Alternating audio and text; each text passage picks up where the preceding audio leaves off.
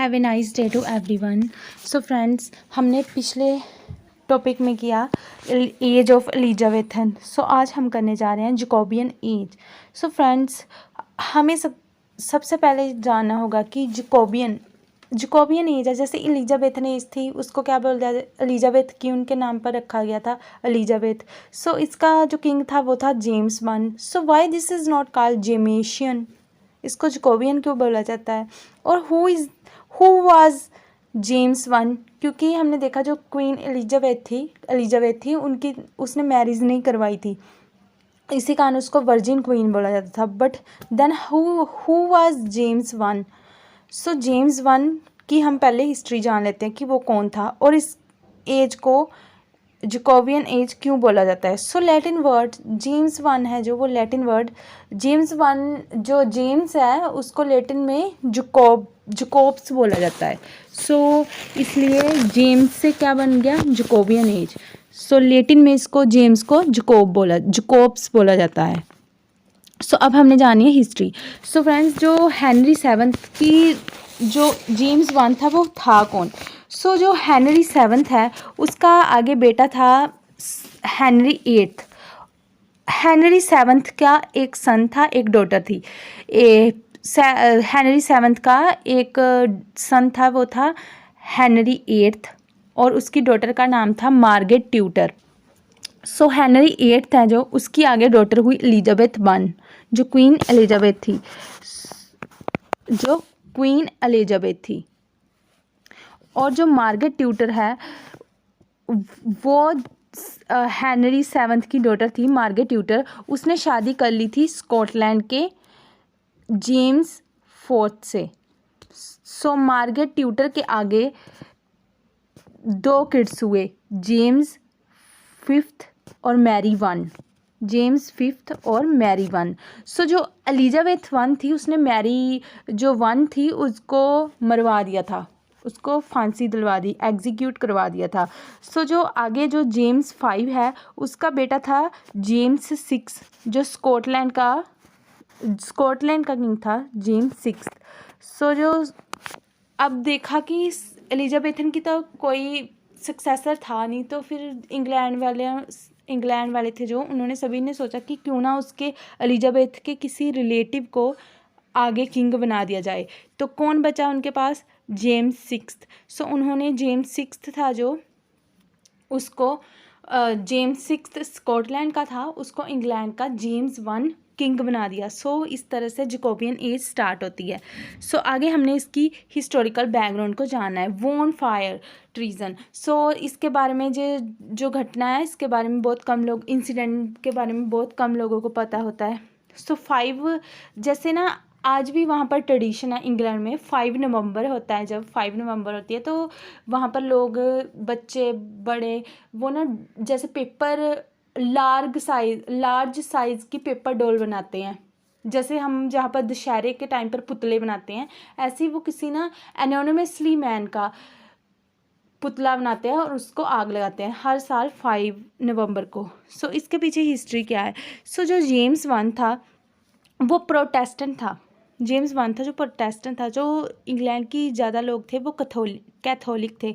सो वो James one को पसंद नहीं करते थे, इसलिए जब जेम्स वन किंग बन गया तो उन्होंने सोचा, उन्होंने जो कैथोलिक थे, वो ग्रुप थे, उन्होंने एक साजिश बनाई, प्लान बनाया कि हम किंग को मार देंगे। और तो जो उस दिन जो पार्लियामेंट का सेशन स्टार्ट होना था वो 5 नवंबर को होना था। सो वेस्टमिनिस्टर एबे, जो उनकी पार्लियामेंट है, वेस्टमिनिस्टर एबे में 5 नवंबर को शुरू होना था। तो किंग ने वहाँ पर जाना था, तो उन्होंने क्या किया कि गन पाउडर जो बारूद होता है वो बेसमेंट में भर दिया। सारा गन पाउडर वेस्टमिनिस्टर के बेसमेंट में भर दिया, ताकि जो किंग है जेम्स वन वो मर जाए किसी तरह से। सो इसलिए उन्होंने सारा प्लान कर लिया था उसको मारने का। बट जो उन कैथोलिक के ग्रुप में से एक कोई पर्सन था जिसने एनोनिमसली किंग को लेटर लिखा और सारा प्लान बता दिया। सो किंग भी बहुत चालाक था, उसने क्या किया, उसने अपने आदमियों को भेजा और उन्होंने रेड हैंडेड कैच कर लिया, उसको पकड़ लिया, रंगे हाथों पकड़ लिया उसको जो बारूद भर रहा था वहाँ बेसमेंट में। सो इस तरह से उनकी साजिश पूरी तरह से फ्लॉप होगी, मीन्स ख़त्म हो, उनको अब मारने का प्लान ख़त्म हो गया पूरी तरह से। सो किंग ने उस दिन, फिर उस टाइम से ट्रेडिशन चली आ रही है, तो किंग ने उस दिन अनाउंस कर दिया सारी इंग्लैंड में कि आज के बाद 5 नवंबर को जो फायर वर्क कैसे किया जाएगा, पुतला बनाकर जलाया जाएगा। इसको सिंबल माना जाता है कि उस टाइम कैसे किंग ने नेशन को बचाया। मीन्स जो 5 नवंबर है उसको मनाया जाता है इस डे के रूप में कि सेफ्टी ऑफ नेशन, कि कैसे वो सेफ हुआ नेशन। सो अब हम बात करते हैं उस टाइम के पोइट्स की, ड्रामाटिस्ट और एसेइस्ट की। उस टाइम जो मेन थे वो पोइट्स रहे, ड्रामाटिस्ट रहे, एसेइस्ट रहे। सो सबसे पहले हम बात करते हैं, उस टाइम पर बहुत सारे मेटाफिज़िकल पोइट हुए। मेटाफिज़िकल पोइट जैसे जॉन डन हो गए, उन्होंने लिखा, बहुत सारे वर्क लिखे मेटाफिज़िकल पोइट्स ने जैकोबियन एज में। सो बच्चे बहुत कंफ्यूज होते हैं मेटाफिज़िक्स और मेटाफिज़िकल पोइट्स की टर्म को लेकर। सो फ्रेंड्स, आपने याद रखना है कि जो जॉन ड्राइडन था उसने मेटाफिज़िक्स थी जो वो टर्म कॉइंड की थी। सो जो सैमुअल जॉनसन है उसने जो सारे जितने भी मतलब पोइट्स ने जो मेटाफिज़िक्स टर्म यूज़ की उनके ग्रुप को बोला है मेटाफिज़िकल पोइट्स। सो मेटाफिज़िकल पोइट्स किसने कॉइन की? सैमुअल जॉनसन ने। सो उसकी बुक है मोस्ट एमिनेंट इंग्लिश पोइट्स।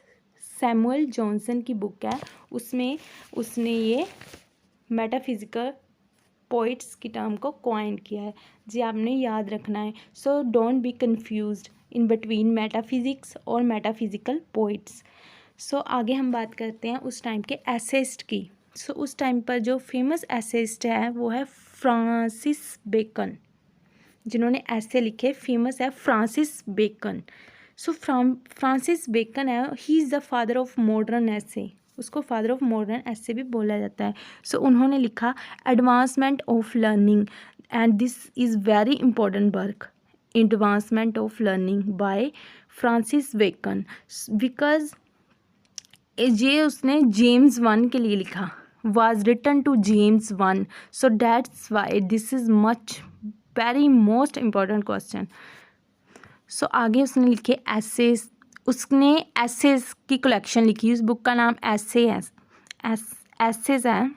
इसमें जो एसे हैं वो 58 एसे हैं उसमें। एसेस नाम की जो फ्रांसिस बेकन की बुक है उसमें 58 एसेस का कलेक्शन है। सो जो ये बहुत बार पूछा जाता है नेट ऑफ पॉइंट व्यू से, ये क्वेश्चन मोस्ट इंपॉर्टेंट है, बहुत बार नेट में पूछा गया है कि जो फ्रांसिस बेकन की ऐसे बुक है उसका फर्स्ट एडिशन कब आया, सेकंड, थर्ड कब आया, जी आपने याद रखना है। फर्स्ट एडिशन उसका आया 1597 में जिसमें 10 ऐसे हैं, और सेकंड आया 1612 में जिसमें 38 ऐसे हैं, और थर्ड आया 1625 में which contains 58 essays. So this is all done by Francis Bacon, and this question is very most important. So आगे जो इसमें से बहुत बार नेट में से क्वेश्चन ये पूछा गया है कि कब फर्स्ट एडिशन आया ऐसे का, सेकंड कब आया और थर्ड कब आया, और किस किस एडिशन में कितने कितने ऐसे इंक्लूड किए थे। So friends you should remember this. So उसने जो सेकंड वर्क है उसका वो है स्टोरियो मैग्ना। सो स्टोरियो मैग्ना जो है वो लैटिन का वर्ड है। किसका वर्क है ये? फ्रांसिस बेकन का स्टोरियो मैग्ना। सो इसमें उसने 6 बुक्स हैं, इसकी 6 बुक्स हैं, और इसमें उसने गॉड की इंटेंशन को जो उसने गॉड ने जब यूनिवर्स ये क्रिएशन बनाई, सृष्टि बनाई, यूनिवर्स बनाई, तो उसकी अटेंशन को इमिटेट किया है। उसने बताया कि कैसे 6 बुक्स में डिवाइड किया इसको, कि गॉड ने कैसे क्रिएट की, सारा यूनिवर्स क्रिएट किया, उसके बाद उसने 6 डे उसने क्रिएट किया और 7th डे उसने रेस्ट ली। सो डैट्स वाई इसलिए बोला जाता है कि हमें 6 डे काम करने के बाद गॉड ने 7th डे रेस्ट की, सो इसलिए हमें 7th डे की हॉलीडे होती है। सो जे इसने इमिटेट किया है अपनी बुक में। सो आगे हमने उस टाइम जो ड्रामाटिस्ट हुए उन्होंने ज़्यादातर रिवेंज ट्रेजडीज़ लिखी। So revenge tragedy by Thomas Middleton. So this revenge tragedy is very important. So और भी हैं जिन्होंने, और भी उस टाइम की रिवेंज ट्रेजडीज़ है जो बहुत पॉपुलर हुई हैं, जैसे the duchess of Malfi, the white devil, ये सारी रिवेंज ट्रेजडीज़ के नाम हैं। सो फ्रेंड्स, ये थे हमारे ड्रामाटिस्ट। और अब हमने करना है, ये हमने ड्रामाटिस्ट कर लिए। उस टाइम के जो फ्रांसिस बेकन है वो बहुत इम्पोर्टेंट है। और अब उस टाइम पर रिवेंज ट्रेजेडी के अलावा जो मास्क प्ले हैं वो भी बहुत पॉपुलर थे। मास्क प्ले थे वो अरेस्टोक्रेटिक फैमिलीज होती है, जैसे किंग्स होते हैं, उनके सामने प्ले किए जाते थे। वो मास्क पहनकर प्ले करते थे, परफॉर्म करते थे। जो आर्टिस्ट होते थे वो मास्क पहनकर, कॉस्ट्यूम पहनकर, जो रॉयल पीपल होते हैं, अरिस्टोक्रेटिक पीपल होते हैं, किंग्स होते हैं, क्वींस होते हैं, उनके सामने प्ले किए जाते थे। इसलिए उनको मास्क बोला जाता था, क्योंकि वो मास्क पहनकर उसको प्ले करते थे, जो भी परफॉर्मेंस देते थे। इसलिए जो मास्क प्ले हैं उनको सिर्फ रॉयल जो अपर क्लास पीपल हैं उनके सामने ही परफॉर्म किया जाता था। जो मास्क प्ले हैं उसका पाइनर कौन था, मीन्स किसने शुरू की, किसने कॉइंड की ये टर्म जो मास्क प्ले है, वो है इनिगो जोन्स ने ये मास्क टर्म को कॉइन किया, Inigo Jones. And this is very much important, क्योंकि ये बहुत बार पूछा गया है कि मास्क प्ले की शुरुआत किसने की, इनिगो जोन्स ने। So friends, thanks for watching. Please like, share and subscribe.